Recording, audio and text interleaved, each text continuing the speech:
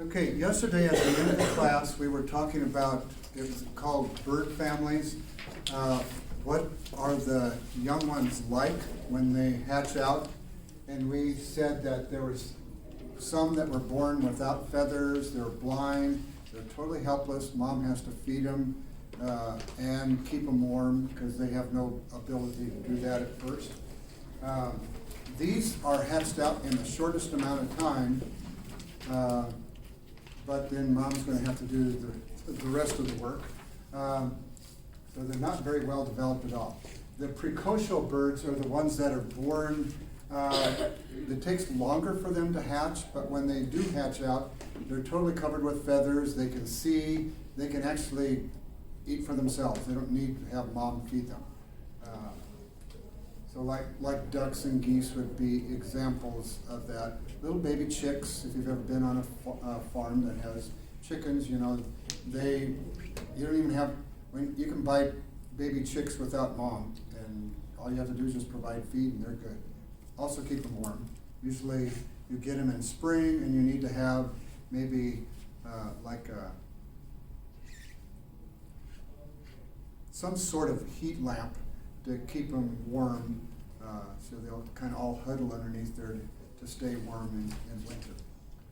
Okay, so next is, why do birds migrate?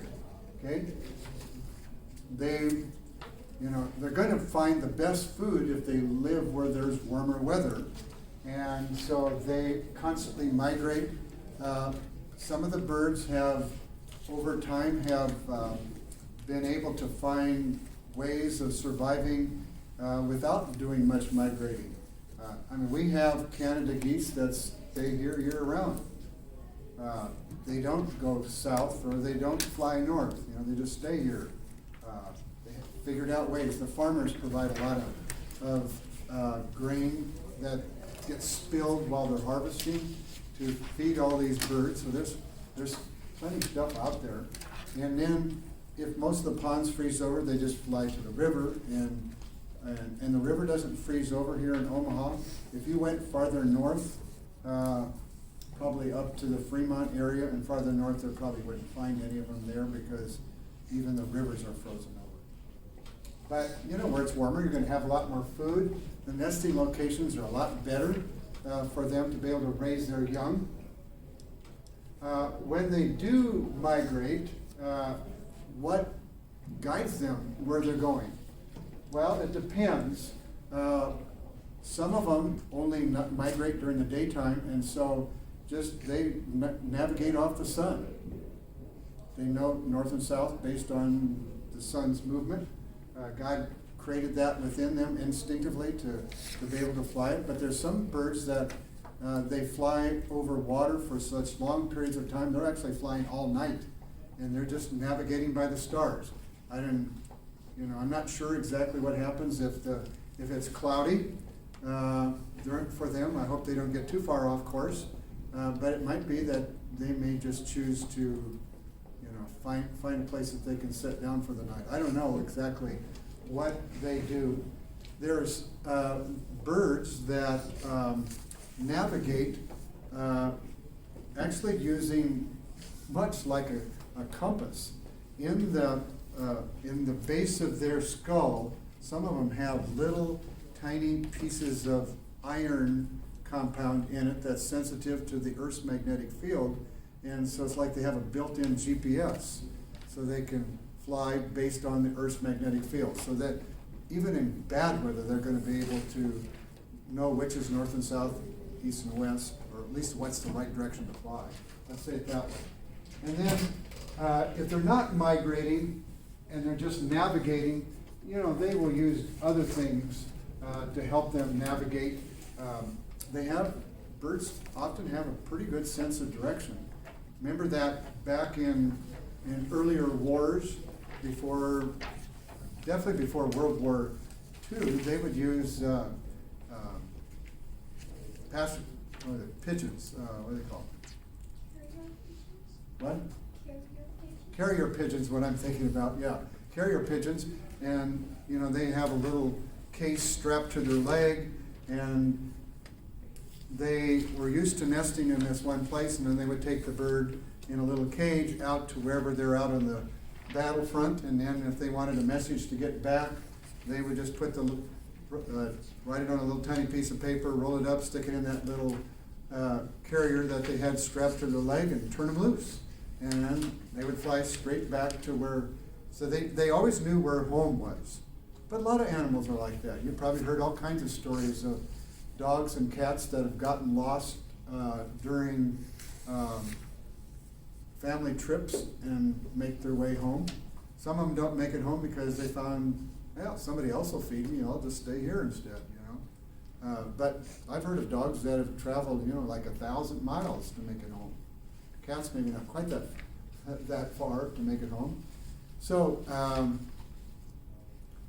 dogs and cats do have that ability of knowing where it's home. So, you know, people will say, you know, this dog is lost. No, dogs aren't lost. They know where they're at. Just leave them alone. They'll go home eventually, unless they find a better place to live. You know, somebody feeds them better, gives them a nice warmer place or something like that. Yeah, I'm done with you. I've got a better place to live. So they aren't always as loyal sometimes as, I mean, if you're not loyal to them, they're not going to be loyal back, I don't think. But if they got good, they're going to come back. So animals do know how to navigate, but we tend to think if they're outside of the fence, they're totally clueless. No, they're not. They do know how to get home. Sometimes I know that my daughter had cats, and sometimes the cats would leave before she would pen them up for the night, and they'd be gone for a couple of days, but they'd show back up. They went out on their own little hunting trip and came back. You know, they know where they're at. They're not lost. Now, how far do they migrate? It's amazing how far some of the birds migrate. Like, for instance, the Arctic tern holds the record for the greatest distance of migration. They basically live up in summer close to the North Pole, and in our winter, but that's summer in South America, they will fly all the way down to close to Antarctica. So they're flying like halfway around the world when they migrate, and as you can see, their route doesn't take them over water. I mean, doesn't take them over land. They fly over water, and they'll fly for days over water. Just keep flying, keep flying. I mean, to me, it's just amazing to be able to travel that far and get to the right place. And many of these birds will get back to exactly the same place they were last year. You know, they don't have, nobody has a map. There's not somebody up front reading the map and they're all following. You know, they all know their way. Some of them, you know, we have, like this particular bird here, the purple one here, the Swainson's hawk, spends its time up here in kind of like the Intermountain region up here in North America, but then it goes down here to like southern Brazil for our winters. So they migrate quite a distance, but as you can see, their route takes them over a lot of land along the way to catch a few mice along the way, I guess, or whatever they like to eat. But so, you know, they travel great distances. Some of them, you know, that spend maybe their summers up here in Asia will go down here to South America when they're having their summer, you know, and Asia's having winter. So, you know, they come from great distances. Not all birds migrate that far. Like I said, some of the Canada geese will go down to the Gulf and go up into Canada. That's why we call them Canada geese. I had an ornithology professor that was quick to correct us. They are not called Canadian geese. Because you use the word Canadian, it implies they belong to Canada. They don't belong to Canada. They don't belong to anybody. They're Canada geese. So he was always quick to correct us on that one. But, you know, we have some of those that stay year-round here. In Phoenix, where I lived, you know, when it's nice and warm, they'd stay there year-round. They'd never leave. It's just too nice. Now, if we would have stopped irrigating down there and let it go back to desert, they wouldn't be there very long.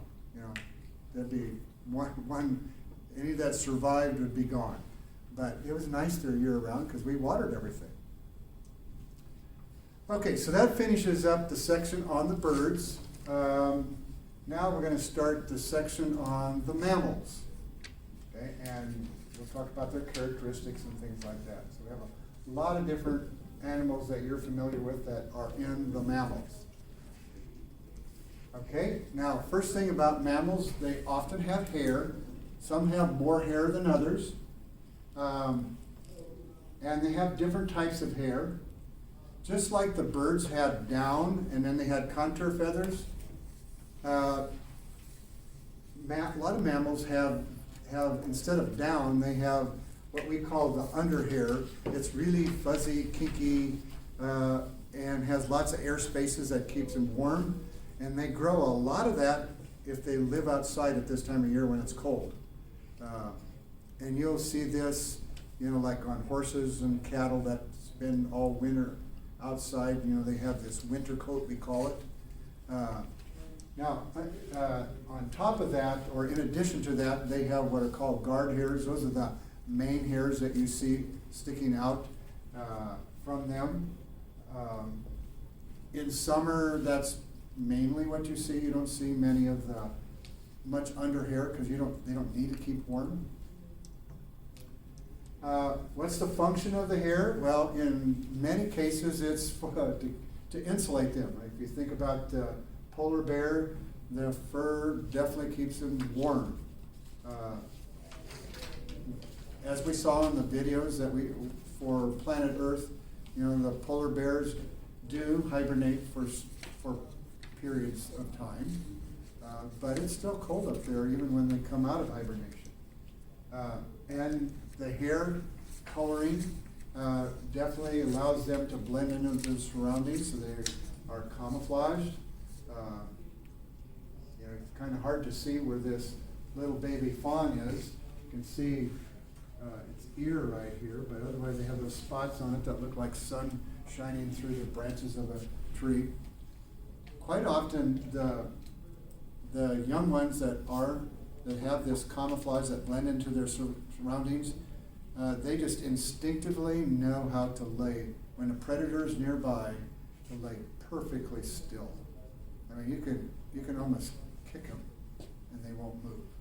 They just know, if I move, I'm somebody's lunch. And so they just lay perfectly still. Mom may run off, and usually mom will run off, but give the impression that the predator has a chance to catch him. Just kind of lead them away from where her, like in this case, fawn is laying in the grass. So mom knows how to pull them away from. Okay, now sometimes these hairs are this kind. They're like whiskers. And so like otters and those that feed on like clams and stuff like that, they use that to help them feel around on the bottom where they're at. Cats actually, if you have house cats, they often use these whiskers to figure out if I can get through an opening or not by how far back my whiskers get pressed. One of the cruelest things you can do to a house cat is cut all its whiskers off, because then he stands a chance of sticking his head in something he can't get back out. So they use that for sensing, not just, it's a leftover from like humans have that. No, they actually have a purpose. And then you have those that have this kind of hair that are quills for protection.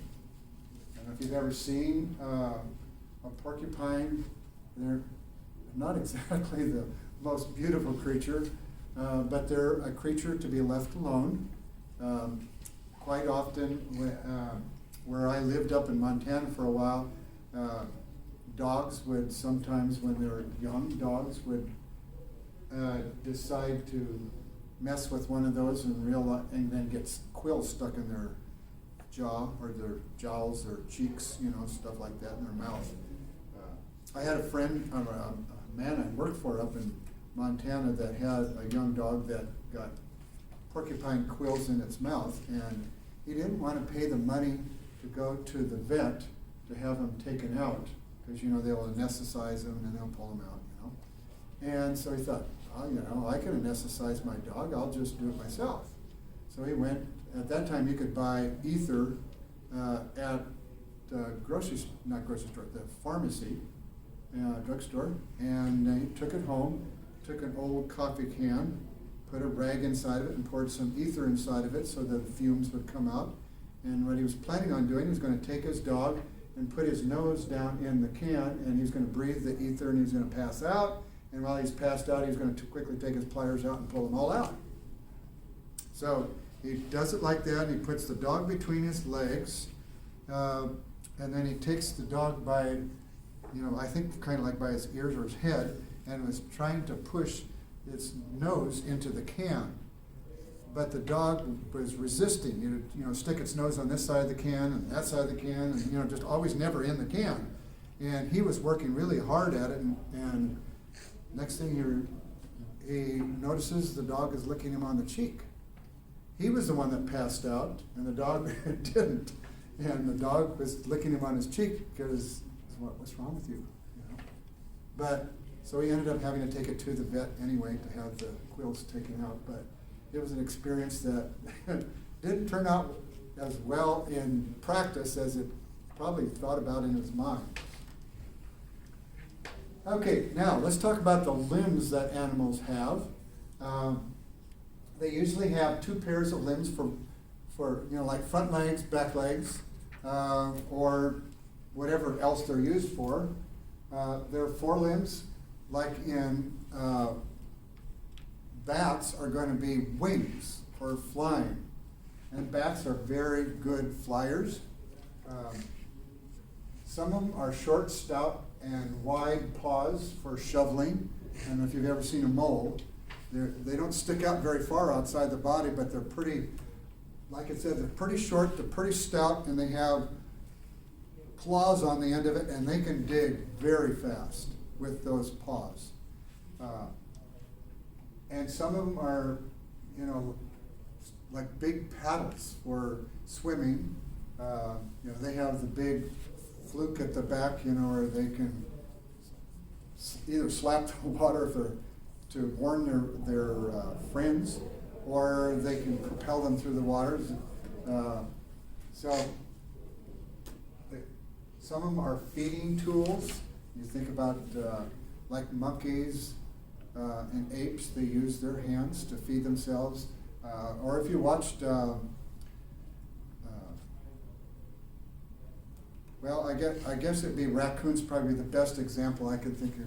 Raccoons, you give them the food, and one of the things they do is they need to have some water, and they always, I don't know, like they're washing it. I don't know what exactly the purpose of it is, and then they feed themselves with their front paws because they can actually grip with it.